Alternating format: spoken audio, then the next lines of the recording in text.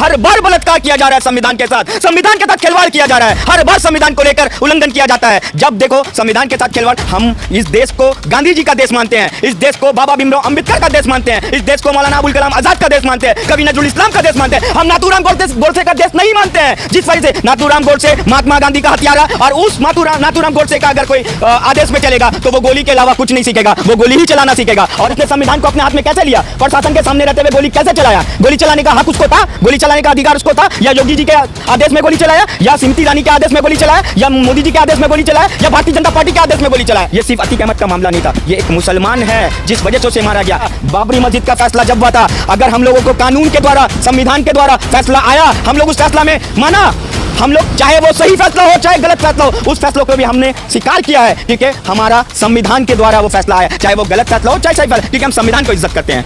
योगी जी का बुलडोजर अभी किसी सेफ जोन में चला गया है। योगी जी ने उस बुलडोजर को उठा के किसी सेफ जोन में रख दिया है। जब कोई मतलब कि धार्मिक मामला हो, चाहे हिंदू मुस्लिम का किसी मामला हो, चाहे किसी तरह का कोई घटना हो, तो वो बुलडोजर मुसलमानों के घर पर चलाने के लिए योगी जी का वो बुलडोजर अपने सेफ जोन से निकल कर जाएगा और मुसलमानों के घर पर चल जाएगा। अतीक अहमद का प्री प्लान मर्डर किया गया है, प्री प्लान इनकाउंटर किया गया है। जिस बंदे ने गोली चलाया है वो बंदा स्मृति ईरानी के प्राइवेट मीटिंग में देखा जाता है। इसका मतलब वो भारतीय जनता पार्टी से जुड़ा हुआ है।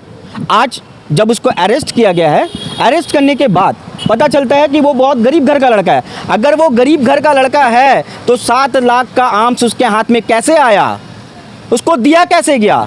जब किसी ने उसको आर्म्स दिया है तभी तो वो आर्म्स लेकर गोली चलाया। जाहिर से बात है उसके साथ कोई ना कोई है, उसके सर पे किसी ना किसी का हाथ है। एक तरफ मोदी जी कहते हैं, एक तरफ योगी जी भी कहते हैं कि हम उत्तर प्रदेश से पूरा दंगाई ख़त्म कर दिए, उत्तर प्रदेश में बाहुबली ख़त्म कर दिए, उत्तर प्रदेश में इस तरह का कोई घटना नहीं होता। आप हमेशा देखिएगा, कभी रेप का मामला आता है उत्तर प्रदेश में, कभी किसी का घर लूट लिया उसका मामला आता है, और योगी जी करते हैं बुलडोजर चलाते हैं। तो अभी क्या योगी जी का बुलडोजर कहाँ चला गया? योगी जी को बुलडोजर नज़र नहीं आ रहा है। योगी जी को ये पता होना चाहिए कि उसने जो गोली चलाया है प्रशासन के रहते हुए, एडमिनिस्ट्रेशन के रहते हुए, पुलिस के रहते हुए, पुलिस का सेल्फ डिफेंस आपने कहीं देखा? पुलिस ने किसी तरीके से कोशिश किया बचाने का? कहीं पर पुलिस ने कोशिश नहीं की अतीक अहमद को बचाने का। मैं मानता हूँ, चलिए थोड़ी देर के लिए अतीक अहमद गुनाहगार है, इस गुनाह का सज़ा कौन देगा? हम लोग विश्वास किस पे करते हैं? हम लोग विश्वास करते हैं बाबा भीमराव अंबेडकर साहब के संविधान पे। हम संविधान पे विश्वास करते हैं। इसका फैसला कोर्ट करेगा या आम सिविलियंस करेगा, या एक गुंडा करेगा, या योगी जी के जो स्टेट में उन्होंने जिस तरीके से गुंडा खत्म कर दिया, बाहुबली खत्म कर दिया, माफिया खत्म कर दिया। एक बाहुबली को आपने, अतीक अहमद को बाहुबली बनाया। आपने कहा मीडिया के माध्यम से अतीक अहमद बहुत बड़ा बाहुबली है। एक बाहुबली को खत्म करने के लिए आपने 3 बाहुबली को पैदा कर दिया। उस राज्य में आपने 3 बाहुबली पैदा किया है। ये सरासर आप आम जनता सारे लोग देखे हैं, वो वीडियो के माध्यम से सबको पता चला है कि वो जिस तरीके से बीजेपी के मीटिंग में बीजेपी के मंत्री के साथ बैठ के रहता है, बीजेपी के मंत्री के साथ में किसी मीटिंग के द्वारा नजर आता है, तो इसका मतलब वो भारतीय जनता पार्टी से वो लोग जुड़े हुए हैं, वो भारतीय जनता पार्टी के साथ में रहने वाले हैं, वो भारतीय जनता पार्टी करते हैं, उस पार्टी के कार्यकर्ता हैं। क्या किसी भी पार्टी के कार्यकर्ता को यह अधिकार है कि संविधान को अपने हाथ में ले ले? उसने संविधान को अपने हाथ में कैसे लिया? प्रशासन के सामने रहते हुए गोली कैसे चलाया? गोली चलाने का हक उसको था, गोली चलाने का अधिकार उसको था, या योगी जी के आदेश में गोली चलाया, या स्मृति ईरानी के आदेश में गोली चलाया, या मोदी जी के आदेश में गोली चलाया, या भारतीय जनता पार्टी के आदेश में गोली चलाया? गुनाहगार को सजा मिलना चाहिए था। गुनाहगार को सजा कौन देगा? कानून देगा, कोर्ट देगा, फैसला जज करेगा।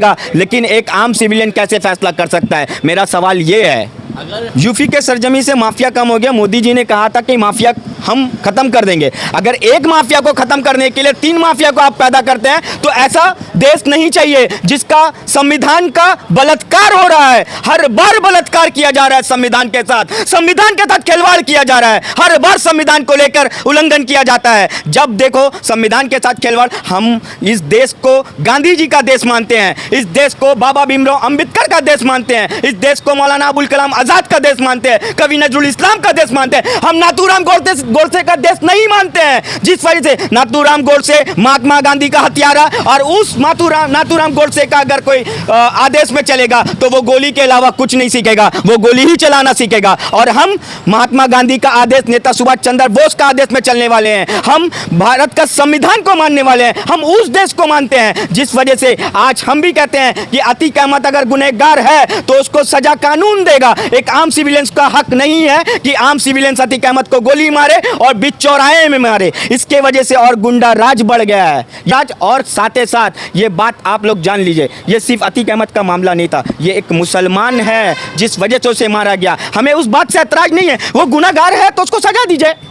अतीक अहमद बाथरूम जा रहा है, अतीक अहमद कहाँ पर गाड़ी रुका है, अतीक अहमद कब पेशाब करने जाएगा, इतना मीडिया को क्या मज़ा मिल गया। एक आप अगर वो गुनहगार है, अगर वो गुनहगार है, अगर वो माफिया है, वो हत्यारा है, अगर कुछ भी है तो उसका फैसला कानून करेगा। तो उसका फैसला को कानून करने का, कानून का तो इसलिए कानून के पास हम लोग जाते हैं, या कोई मामला होता है हम लोग दर्ज करते हैं थाने में, थाने से हम लोग कोर्ट जाते हैं। अगर कोर्ट से मामला हाई कोर्ट से नहीं होता है हम लोग सुप्रीम कोर्ट जाते हैं। तो हम लोग मामला को कानून के द्वारा, संविधान के द्वारा हम लोग चाहते हैं कि हम लोग संविधान के द्वारा, बाबरी मस्जिद का फैसला जब हुआ था, अगर हम लोगों को कानून के द्वारा, संविधान के द्वारा फैसला आया, हम लोग उस फैसला में माना।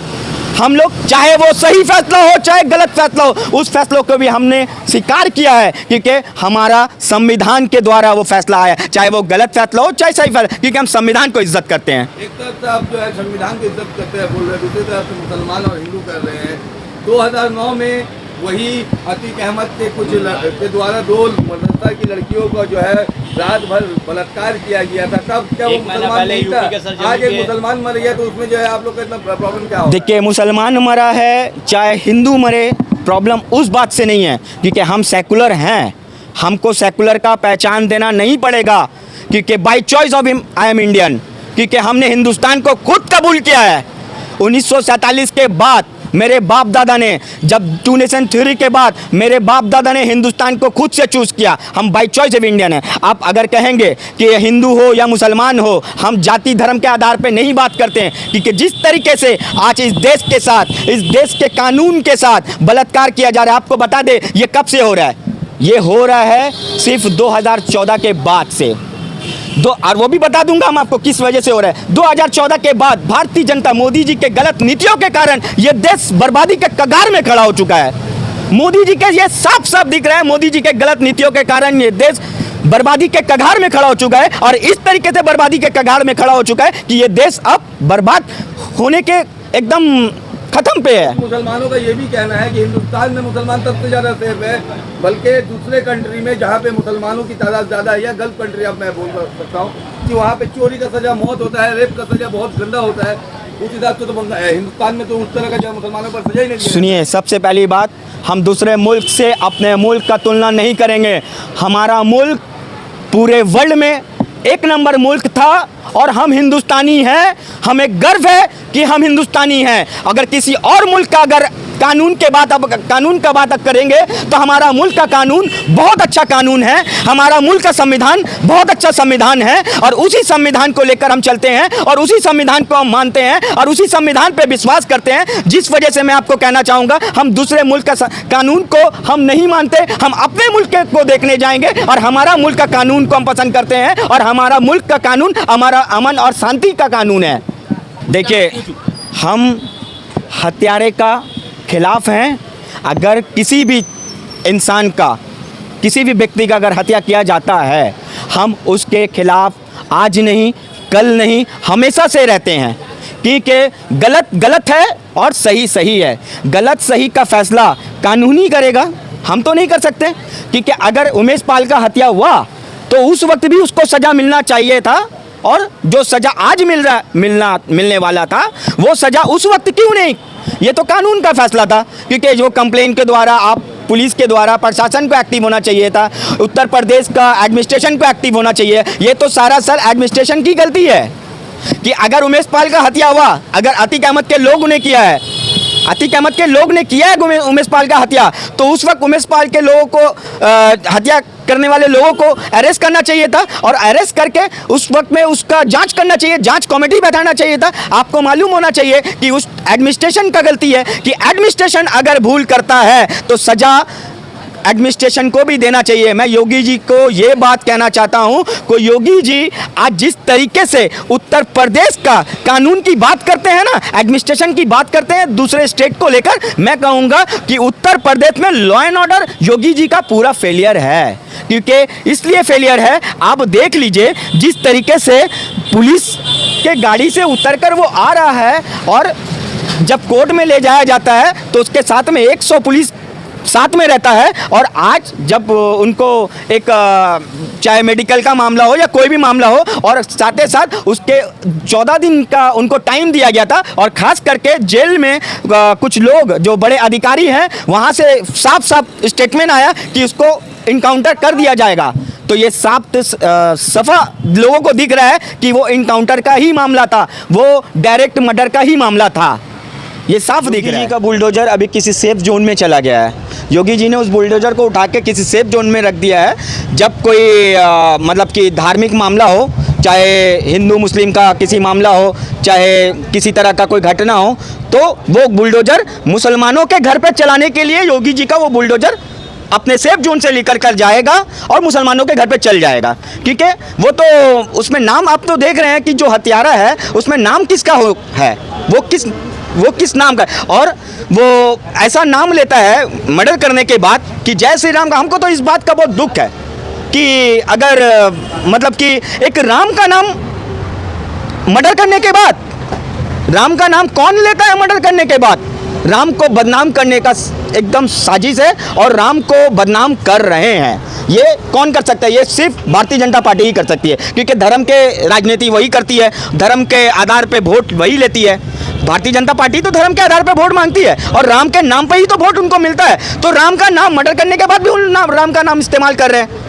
तो राम का नाम एक ऐसा चीज़ों में राम का नाम लेना चाहिए। हमें तो इस बात का बिल्कुल अंदाज़ा नहीं था कि मर्डर करने के बाद जब मैंने वीडियो देखा, देख के हमें इतना अफसोस आया है कि अपने मतलब किस तरीके से अपने मेरे साथ में बहुत हिंदू भाई रहते हैं, और किस तरीके से मैं उनसे बोलूँगा कि भाई इस देश का मतलब इस देश को ना सिर्फ तोड़ने की कोशिश की जा रही है। हिंदू मुस्लिम जात पात धर्म के नाम पे सिर्फ बंटवारा करने की कोशिश की जा रही है। लेकिन वही महात्मा गांधी, इनके बाप दादाओं ने तो हिंदुस्तान के लिए कुछ किया नहीं है, क्योंकि हिंदुस्तान तो उन पूर्वजों का है कि महात्मा गांधी का, मौलाना अबुल कलाम आज़ाद का, अशफाकुल्लाह खान का, कबीर नज़रुल इस्लाम का, इन लोगों का हिंदुस्तान है। लेकिन ये लोग अपने बाप का हिंदुस्तान समझकर हिंदुस्तान के कानून को ख़त्म करने की कोशिश कर रहे हैं, बार बार संविधान को ख़त्म करने की कोशिश कर रहे हैं, संविधान को तोड़ने की कोशिश कर रहे हैं। बस यही हिंदुस्तान में लगातार चल रहा है। ये 2014 के बाद से ऐसा होते हुए आ रहा है, और ये सारा चीज़ हो रहा है मोदी जी के गलत नीतियों के कारण। हमारा देश बर्बादी के कगार में खड़ा है।